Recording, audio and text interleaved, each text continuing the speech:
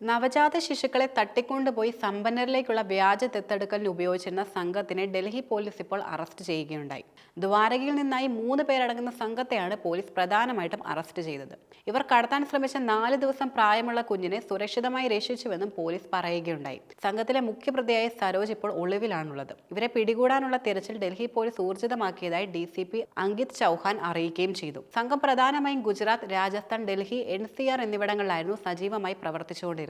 സാമൂഹികമായി പിന്നോക്കം നിൽക്കുന്ന കുടുംബങ്ങളിൽ നിന്നുള്ള കുഞ്ഞുങ്ങളെയാണ് ഇവർ പ്രധാനമായിട്ടും ലക്ഷ്യമിട്ടുകൊണ്ടിരുന്നത്. പ്രതികൾ കുഞ്ഞുങ്ങളെ മോഷ്ടിച്ച് 5 മുതൽ 10 ലക്ഷം രൂപ വരെ വിലയ്ക്കാണ് ഡൽഹി NCRലെ സമ്പന്നർക്ക് വിൽക്കുന്നത്. സംഘത്തിലെ യാസ്മിൻ, അഞ്ജലി, ജിതേന്ദ്ര എന്നിവരാണ് നിലവിൽ ഇപ്പോൾ പിടിയിലായിരിക്കുന്നത്. യാസ്മിനാണ് കുഞ്ഞുങ്ങളെ തട്ടിക്കൊണ്ടുവരുന്നതിന്റെ ചുമതല നൽകിയിട്ടുള്ളത്. അഞ്ജലിയുടെ ചുമതല കുഞ്ഞുങ്ങളെ വിൽക്കുന്നവർക്ക് നൽകുക എന്നതായിരുന്നു. ജിതേന്ദ്രയാണ് കൂടുതൽ ഇടപാടുകൾ നടത്തുക.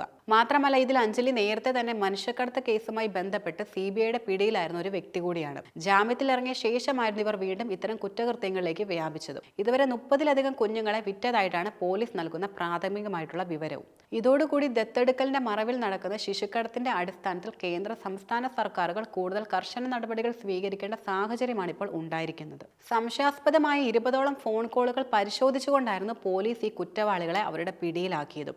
ഏപ്രിൽ 8-ന് ഉത്തം നഗറിൽ നിന്നായിരുന്നു സംഘം പിടിയിലായത്. ചോദ്യം ചെയ്യലിൽ സരോജിന്റെ നിർദ്ദേശങ്ങൾ അനുസരിച്ചുകൊണ്ടാണ് തങ്ങൾ പ്രവർത്തിച്ചിരുന്നതെന്ന് പ്രതികൾ മൊഴി നൽകിയിട്ടുണ്ട്. കൂടാതെ ഇവർക്ക് ഏകദേശം 40 വയസ്സ് പ്രായമാണുള്ളത്. ഇവരാണ് ഈ സംഘത്തിന്റെ നേതാവും. ഡൽഹി NCRലെ സമ്പന്ന കുടുംബങ്ങളുമായി സരോജ് നേരിട്ടാണ് ഇടപാടുകൾ നടത്തുന്നത്. ഇത്തരം കാര്യങ്ങളിൽ മറ്റ് അംഗങ്ങളെ ഒന്നും തന്നെ ഇയാൾ അടുപ്പിക്കുകയും ചെയ്തിരുന്നില്ല. കൂടാതെ ഫോണിലൂടെ മാത്രമാണ് ഇവർ കാര്യങ്ങളെല്ലാം സംസാരിച്ചിരുന്നത്. എവിടെ നിന്നാണ് കുഞ്ഞിനെ എടുക്കേണ്ടത്, എവിടെ എത്തിക്കണം തുടങ്ങിയ കാര്യങ്ങളെല്ലാം സരോജാണ് ഫോണിലൂടെ നൽകിയിരുന്നത്. പക്ഷെ പണം കൈപ്പറ്റുന്നത് മാത്രം സരോജ് നേരിട്ടാണ് നടത്തിയിരുന്നത്. സംഘം ആർക്കൊക്കെയാണ് ഇതുവരെ കുഞ്ഞുങ്ങളെ വിറ്റതെന്ന് സംബന്ധിച്ചുകൊണ്ടുള്ള വിവരങ്ങൾ ലഭിച്ചിട്ടുള്ളതായും പോലീസ് അറിയിച്ചു.